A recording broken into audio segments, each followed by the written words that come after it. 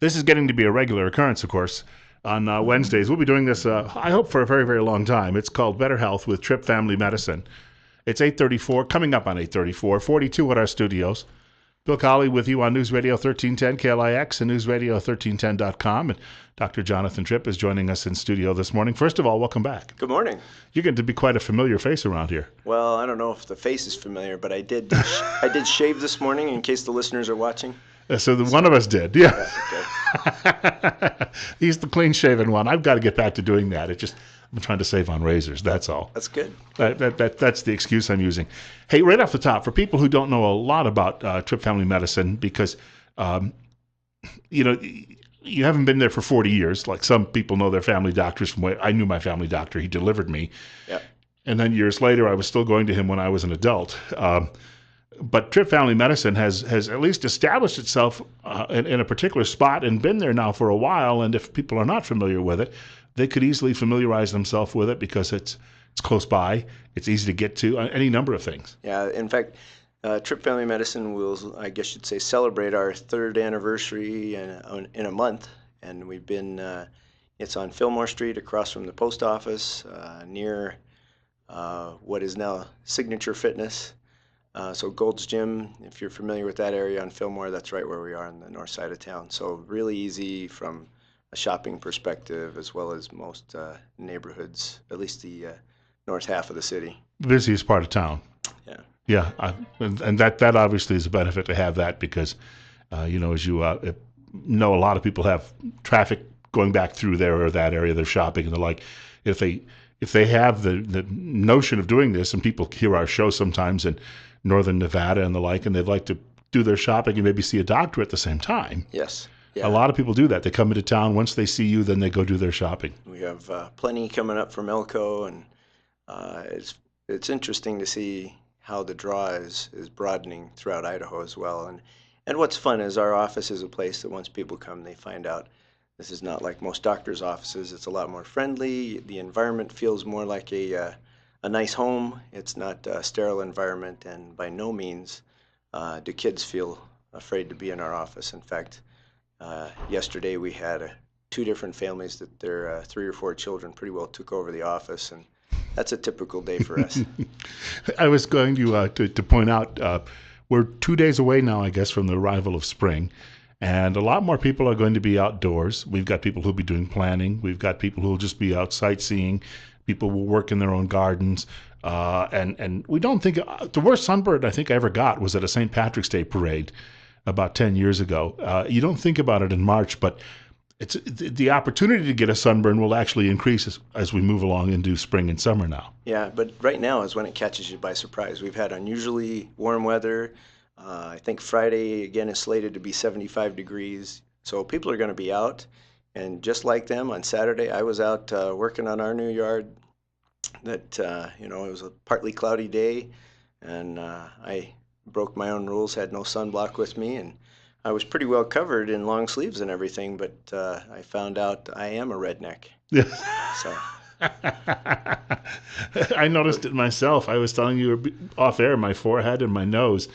And really, if you don't do something about that, you can get a sunburn, I guess, now and then. I've heard stories, though, that people who had a bad sunburn at 17, that might cause them issues at 70. And we don't think about that, but there's a long-term effect that can be building up there. Yeah, I have good old Anglo-Saxon fair skin, and one of the risk factors for melanoma or skin cancer in general is if you've had 2 serious sunburns in your life. And boy, I can tell you I had more than 2. But the truth is we usually don't think about the sun exposure being a problem unless we actually get burned, which is not really the case.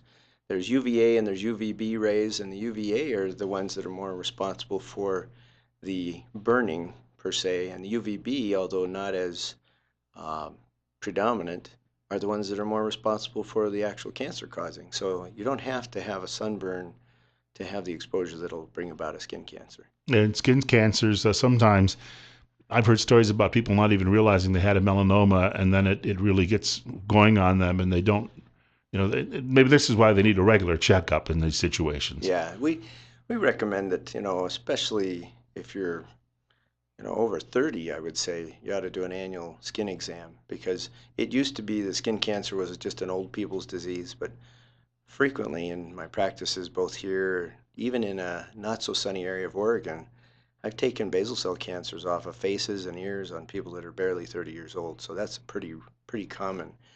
18 is invincible, but 30, all of a sudden, you're not invincible. A lot more people spending a lot more time in the sun. Yeah, they start earlier and they get, even though we talk about sunblock, it's put on once and you spend 8 hours or 10 hours in the sun, that you got protection for a few hours, but you got full blown sun exposure the rest of the time. So we enjoy being out. I encourage being out. I'm a big proponent of vitamin D. So people say, well, if I'm out in the sun more, I get more vitamin D. You do, but there's better ways, and I have some of those ideas. That's coming up in just a few minutes. The lengthier portion of our show is just ahead, and the doctor is also available to take some of your telephone calls as well. It's 8:40. 43 is our temperature. You're listening to Top Story. Dr. Jonathan Tripp is here. Better Health with Tripp Family Medicine.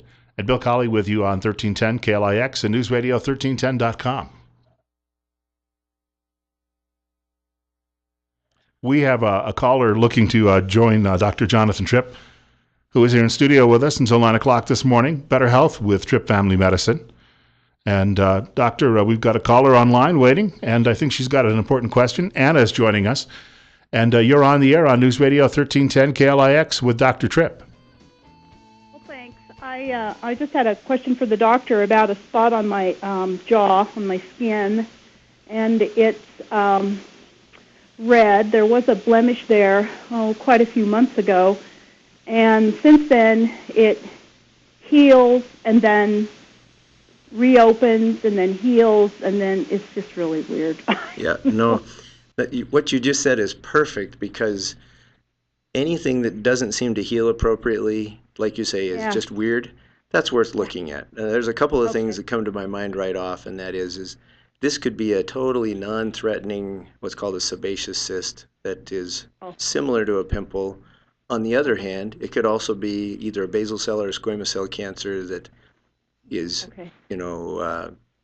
does it actually turn into like a scab or anything, or it just kind of opens up and gives us? Yeah, it actually, the skin actually, forms a thin layer over the top, and then all of a sudden it just sort of peels away as I'm washing my face or using a washcloth. Or it peels it away, and then it oozes a little, and it's just really weird. It's not very big, but it's just there all the time. Yeah, and what it's oozing is not like from a pimple. It's more just like a clear liquid. Yeah. No, this sounds like a superficial scab. If you had, skinned your knee as it heals, it'd be kind of similar, but this one won't go away. That's definitely worth coming and taking a look at. Okay, sounds great. And then the other question I had was, my little granddaughter, I'm 60 years old, and my granddaughter has come down with mumps. I was born in 54, so I didn't get a, mumps, immunization. Right. I've never traveled out of the country, so I've never gotten that immunization, and I've never had mumps. So am I at risk? You are. You actually are. And how long ago did she come down with them? They just found out yesterday. So. Well, today would be a great day to get what's called an MMR booster. That's measles, mumps, and rubella booster.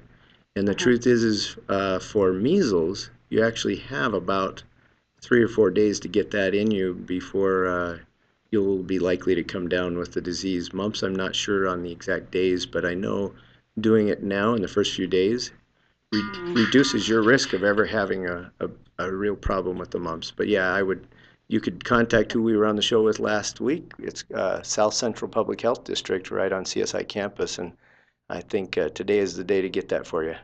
And again, if people too also would like to contact your office, how do they go about doing that? Yeah, our office you can contact most easily by telephone at 933-4400.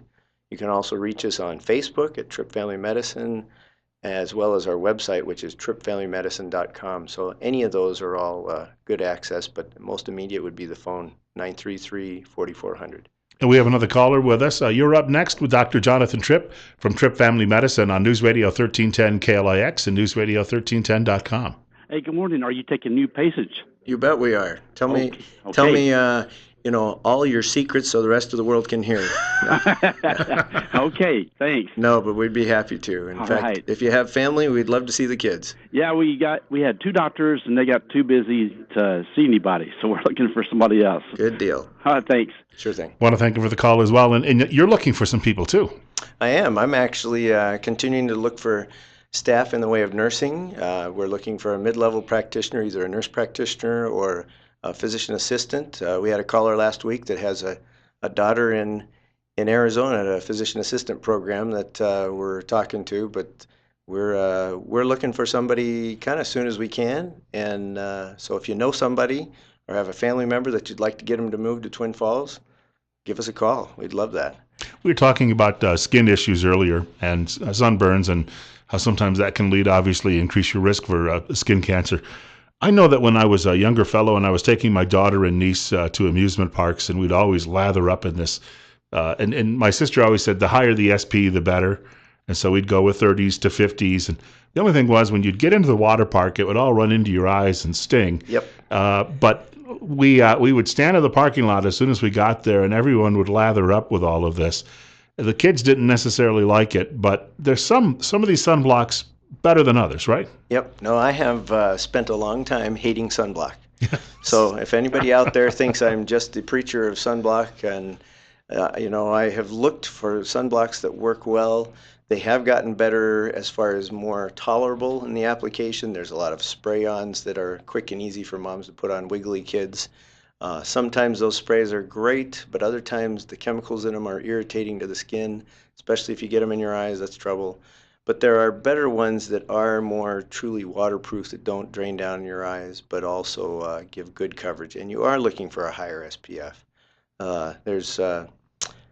I'm trying to think of the website. Skincancers.org, I think, is the website, but they talk about an SPF of 15 being the minimum, and I would actually say anybody should be looking at a 30 or above. In fact, in our office, because I'm so picky about the sunblocks and how they affect sensitive skin and how they look, because of my background in cosmetics for about 5 years, there's no woman that wants to put sunblock on her face that's going to mess up her makeup. So I have actually 3 different types of sunblock in my office that range from a 30 SPF to a 50. Mineral makeups are by far, they're much better. In fact, if you remember the 80s, they had movies, Baywatch, I think, was one, where you see the lifeguards with the green or pink or white nose covered in zinc oxide. Well, zinc oxide has been micronized so well in the cosmetic lines that you have no idea it's even on your skin. So zinc, titanium dioxide are elemental, or they're mineral, kind of like mineral makeup that you put on, doesn't actually absorb in the skin but reflects the sun. That's the most skin sensitive friendly sunblock, and they don't look all white. I have a great pink hue to my skin, or a reddish hue, especially if I'm burned.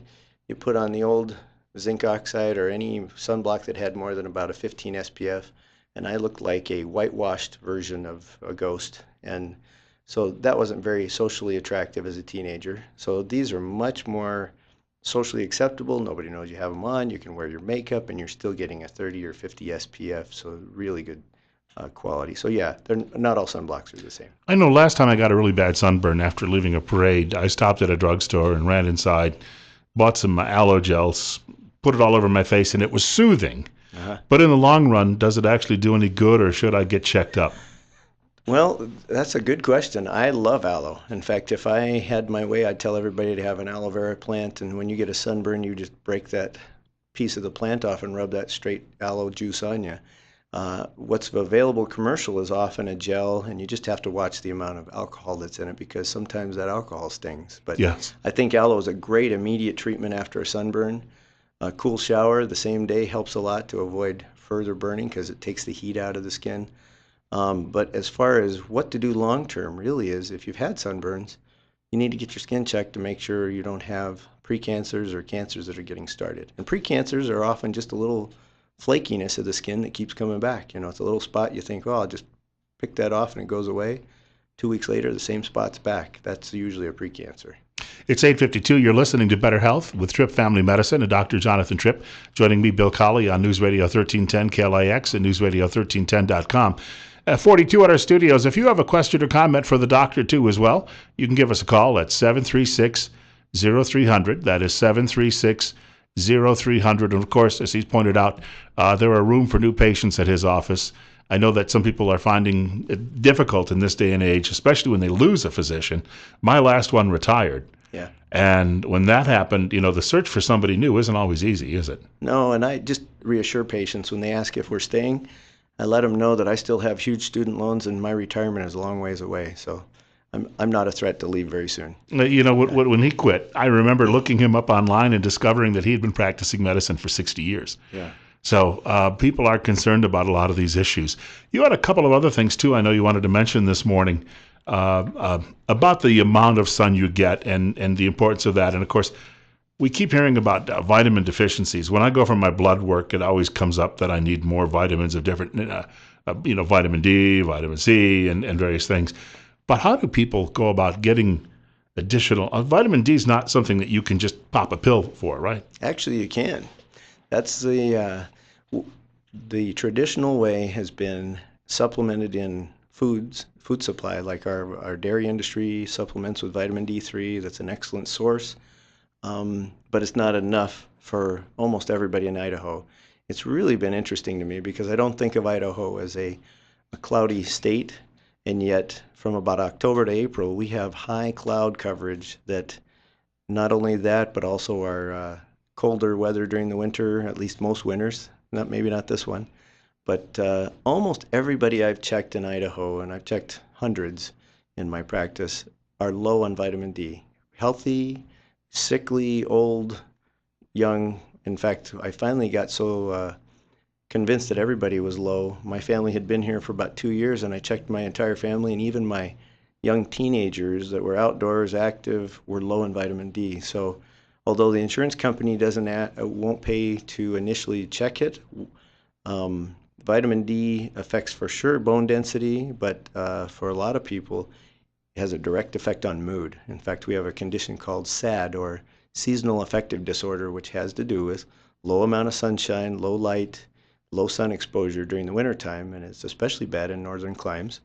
And what the reaction to that is you feel depressed. So you feel less depressed if you have more light, sun exposure, and more vitamin D. And so we can treat that with over-the-counter vitamin D or prescription vitamin D2. My preference after doing quite a few follow-up laboratories is I get better results with the over-the-counter, but I have a very specific regimen. It's not just one size fits all. I know that I saw a story in Newsweek probably 15, 20 years ago where when it came to SAD, they were literally taking these bright lights and having people sit in a chair in front of the light for about half an hour every day, hoping that that would turn that around a bit. There is some truth to that. In fact, I know from helping medically in the Air Force that the Air Force bases in Alaska use light therapy and actually require it of most of their personnel that are there because they have, 6 months of very low light. And I'm happy to be in Idaho instead of Nome, Alaska. So, but vitamin D is a big deal. It has some things that it's proven and a lot of things that it's purported to help with.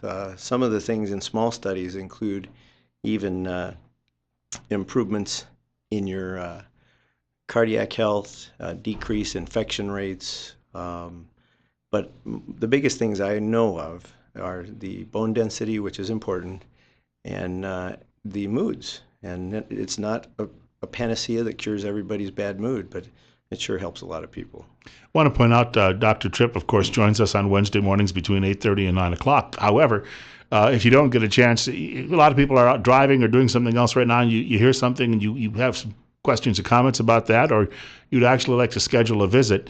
That's, of course, not always easy to do if you're driving down Interstate 84, but if people do have a question or comment, they can call the office, right? And they can perhaps get someone on the phone to help them out. Absolutely. We have an excellent nursing staff. My front desk fields questions that are often thought to be only answerable by the physician or my physician assistant, but I have an excellent staff that really do a good job of fielding questions in general. And they'll tell you whether you need to be seen or not. So that helps with really answering the question.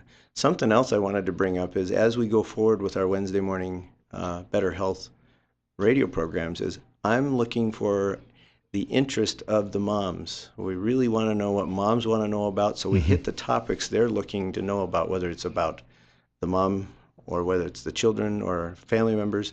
What are the topics that interest you? What would you like to know about from a healthcare point of view? And so you can let us know. Facebook is probably the best way to just make a post and let us know, you'd like to hear about whatever. It could be, health. It could be about how you eat. It could be, when do I call the doctor? Or as the one woman mentioned, mumps. I mean, obviously infectious diseases have been making somewhat of a comeback, and Yeah, if you're a parent, by golly, you're very concerned about all of that. sure thing. Again, what's the telephone number at the office? 933-4400. There you go, 933-4400. Doctor, we'll talk again soon. Next week, actually, the topic is weight loss, which is a topic important to some of us. Other than, I guess Rex Ryan got that surgery done, and now he's real thin. But Yep. he went from about 400 pounds to about 180. Other than the fact that he looks like he's dying, Yeah, it's probably very good for him. His weight loss is exceptional, even with the surgery. But no, we have some great ideas, and my PA, Russell Singleton, will be here next week to talk about medical weight loss. All right. Thank you very much, Doctor. Rebecca Milsoyko from the Twin Falls City Council is on the way following news from Fox at 9 o'clock.